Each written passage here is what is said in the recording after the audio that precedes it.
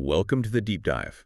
Today we're wrestling with a really powerful and complex psychological role, one that seems to be defining so much of our current culture, and that's the role of the victim. Right. And just to be clear, this deep dive isn't about minimizing genuine harm. It's about analyzing the psychological framework that allows a person to become, permanently identified with the status of being wronged. Mm. We've got a great stack of sources today. We're looking at quantitative research on the tendency for interpersonal victimhood, some key clinical models like the drama triangle, and even advanced therapeutic concepts. So our mission for you is to provide a kind of roadmap to understanding and maybe even escaping this state of chronic victimization. And to get us started on the right foot, it's vital we make a distinction here. Right. When we talk about victim mentality, we're focusing on this persistent personality-defining belief that one is always suffering injustice, often even when there's no, acute, specific trauma happening. So it's different from the experience of an actual devastating event. Very different. We're analyzing the stance a person takes toward their life. So the core mission here is to understand the invisible rewards, both internal and external, that make someone, strive for this role and what keeps them paralyzed in it. Why does being the victim sometimes feel so comfortable? Exactly. And to see how this plays out in, say, our relationships work, family, anything, we really have to start with a framework from 1968 by Stephen Cartman. It's called the drama triangle. The drama triangle. Okay, let's unpack this destructive loop. It sounds like a really dysfunctional kind of interaction, and it needs three players, three roles, all locked in a cycle. Yeah. What are these roles and what are their unhealthy payoffs? The three roles are the persecutor, the rescuer, and of course the victim. Okay. And it's destructive precisely because the players are constantly switching roles. Oh. They're doing it to fulfill their own unconscious psychological needs, which means the real problem, the initial problem, it never actually gets solved. The victim's signature line is always something like, "Poor me."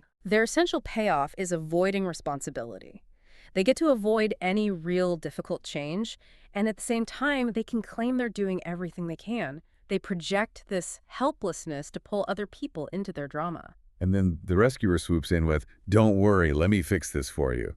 Which, on the surface, that sounds pretty altruistic. But what does the source material say is the rescuer's real motive? Yeah, that's where it gets really nuanced. The rescuer's motive is covert. It's not truly about helping. They feel anxious or guilty if they don't rush in, but really, their main interest is often just avoiding their own problem. And boosting their own self-esteem. Absolutely. They need to feel important. So if I step in to help you, the real reward is me feeling good about myself, not necessarily you getting better. Precisely. And by jumping in to fix things, the rescuer keeps the victim dependent. This lets the victim avoid having any real agency, and it makes sure the whole destructive cycle just continues. And then often the rescuer gets exhausted or, resentful that their efforts didn't work. And then they switch roles. They switch roles and become the persecutor. The critic. Yeah. The blame shifter. Yeah. Why haven't you fixed this? It's all your fault. Mm-hmm. It becomes so clear that this cycle only persists because every single actor, even the suffering victim, is getting a predictable, if ultimately hollow psychological need met. They're playing a game for a payoff. So that drama triangle seems like a really internal, interpersonal mechanism. But let's pull the camera back a bit. How is society today maybe fueling these roles? Yeah. And that brings us right to this huge societal shift around the victim role itself. What's so fascinating is the historical reversal. Sources point out that, centuries ago, being victimized was looked down on. It was a sign of weakness. Right, something to be hidden. Yeah. But now, adopting the mantle of victimhood can come with this immediate, profound social currency. It places people on what the sources call ethically high grounds. It's like a moral superpower. Yeah. And if being a victim grants you moral superiority, then you start to see the rise of what the sources call competitive victimhood. That's right. And you see this dynamic playing out in two main contexts, interpersonally and between groups. So, for example, you could have two coworkers who are up for the same promotion. Instead of highlighting their skills, they might compete over who's been treated more unfairly by the company. It becomes a contest for who has suffered more, not who is more competent. And the sources also see this mechanism in large-scale group conflicts where, say, political or social groups are all vying to be recognized as the most marginalized, the most wronged. Wow. So moral high ground is no longer tied to strength. as maybe Nietzsche would have observed historically, but to perceived suffering. Yes. This societal reinforcement makes this stance so much more appealing, which brings us to some new, really fascinating quantitative research. Yeah, this study looked at what they call the tendency for interpersonal victimhood, or TIV. TV, got it. And they analyzed it across 3 different age groups: adolescents, young adults, and middle-aged adults. They just wanted to see if maturity or life stage had any correlation with lower TIV. And what did they find? The data delivered a pretty significant finding. They compared adolescents, so 13 to 18, young adults, 19 to 40, and then middle-aged adults, 41 to 60. And the middle-aged adults showed significantly lower levels of this tendency for victimhood compared to the 2 younger groups. So middle age seems to be where people start to move away from this. Yeah. But why the big gap? Why are younger people showing higher levels of TIV? Is it just that life, hardens you? Well, the study proposed 2 really compelling but different explanations. The first one is a classic psychological one. Okay. It's the natural development of wisdom with age. And wisdom here means increasing self-awareness, self-control, the ability to see complex situations for what they are. As you develop that, you naturally stop externalizing blame. That makes a lot of sense. You learn to take responsibility because you understand yourself better. Yeah. But the second explanation feels much more modern. It is. The second proposed reason is the pervasive influence of social media.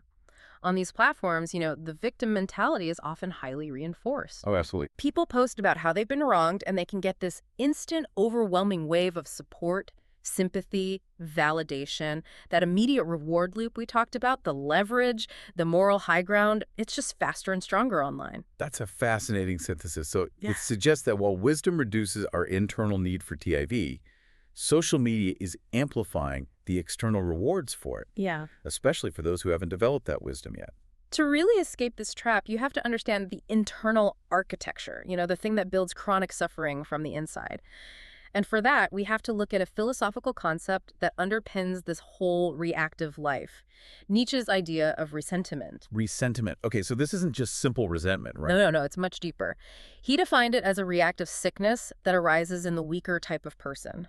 Someone who is characterized by a psychological or physical impotence, meaning they feel they're unable to take any real decisive action in response to being harmed. So instead of fighting back or forgiving and moving on, the pain just sits there. It just festers. A perpetual grudge held hostage by impotence. Precisely.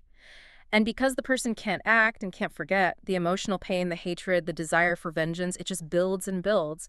And this internal pressure is then relieved through a kind of philosophical trick. Nietzsche calls it a reversal of the evaluating glance. A reversal of the evaluating glance. What does that mean? Instead of affirming themselves positively, I am good because of what I create, the person negates the thing they see as the cause of their suffering, the strong other. They label them evil. Oh. And then, by contrast, they affirm themselves as good simply for not being that evil other. So their goodness is based entirely on a negation. Wow, so your core identity isn't based on building something positive. It's based on tearing someone else down. The evaluation begins outside yourself. So how does that negative foundation translate into destructive psychological behavior? It leads directly to what clinicians call emotional masochism. This is the psychological mechanism of self-sabotage. Emotional masochism. Okay, and this draws a really sharp line, doesn't it? The difference between inevitable pain, which is just, part of being human, and chosen suffering. Right. Suffering is what happens when we reject reality and just keep inflicting emotional pain on ourselves. One is unavoidable.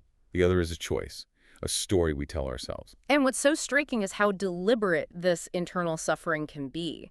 It shows up as endless rumination on past trauma, self-punishment, these self-deprecating thoughts. And adopting an identity that's just defined by hopelessness. And the reasons people choose this are so paradoxical. Maybe they're afraid that if they heal, it somehow invalidates how bad the original pain was. Or they believe they deserve it. Or, and this seems crucial, for someone feeling powerless, inflicting this pain on yourself gives you a perverse but vital sense of control in a world that feels out of control. And this internal payoff connects perfectly with a couple of clinical concepts: secondary gain and the need to be ill. Secondary gain. So that's the external rewards you get from being unwell, like avoiding difficult tasks or getting special attention. Yeah, like if I have a chronic bad back, maybe I can avoid those mandatory training sessions at work. That's a classic secondary gain. Right. But the deeper and frankly more problematic layer is the unconscious need to be ill. Sources highlight that when people have an expectation of gain, that anticipation can actually make their real symptoms worse. That is alarming. You're unconsciously incentivizing yourself to stay sick. Exactly. You can see this in things like chronic pain disorders, repetitive strain injury, even whiplash injury claims. The source material notes cases where the duration of a compensation claim was strongly linked to how serious a person's depressive symptoms were. So the very systems meant to help can inadvertently promote chronic symptoms if they keep reinforcing the benefits of being unwell. They can lock the person even further into that dependent victim role. So we've got resentment as the philosophical trap and secondary gain as the clinical trap. They're both systems designed to avoid agency. How do we break that habit of avoidance? Well, if the problem is rooted in reaction and self-sabotage, then the path out has to be defined by agency and creation. We have to shift from being reactive to being creative agents in our own lives. And we're back to Nietzsche's developmental model here, aren't we? The three metamorphoses of the spirit.